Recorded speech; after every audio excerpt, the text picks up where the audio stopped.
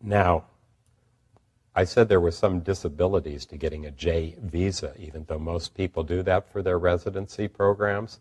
So what are those disabilities? Well, the J1 comes with a home residency requirement. That means when you get through with your residency or your fellowship, you have to go back to your country of your last residence or your nationality for at least 2 years before you can come back to the United States. And that's something that most people don't want to do. But there's a solution to that, so don't lose hope because of that. One of the solutions is called getting a J Waiver, and you can be sponsored for that, or there's other ways that we'll talk about. On the other hand, you can go and take USMLE 1, 2, and 3, and you can get an H-1B visa. You don't have to go home for 2 years, but you have to plan this very carefully.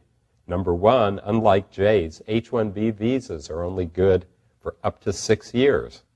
So if you're going to do a residency, and then maybe you're going to go into neurosurgery or something, you better plan out how many years the program's going to take, because you may not be able to finish up in 6 years. So you may need a 7th year, and I've done panels with the people on ECFMG. In some programs, they'll even give you an 8th year. So they're pretty flexible, but the H-1B is not that flexible.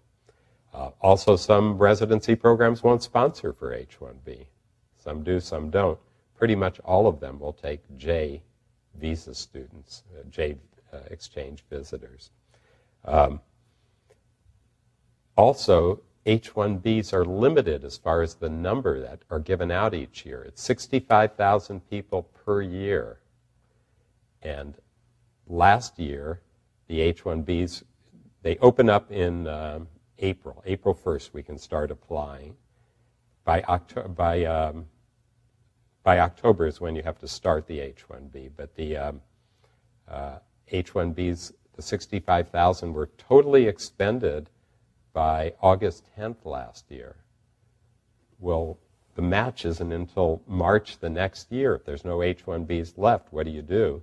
Fortunately, there is an exception for people that go to university programs, which a lot of the residencies are university programs. But what if you're going to a non-university program? Then you have to go to a nonprofit organization that's affiliated with the university. So if you're going to one of the local hospitals, you have to ask them, do you have an affiliation agreement with the local university? And if they do, it doesn't matter that the 65,000 H-1Bs are used up. You can still get into that program. And your program would typically start on July the 1st. Okay. You file a petition with the Immigration Service. Actually, it's your employer, the residency program, that files a petition. And most of the time, they will use an attorney to do that. If you're on a J, I wouldn't say you would really need an attorney. But for the H-1B, something that you wouldn't want to try yourself unless you're the kind of people, kind of person who, if the brakes go out on your car, you'll take it home to save a little money and fix your brakes yourself. You want to make sure you're not in a terrible auto accident, and you want to make sure you really get to start the residency. So you want somebody who's done this 100 times before. You file the petition with the Immigration Service, and I recommend that you use a system called premium processing.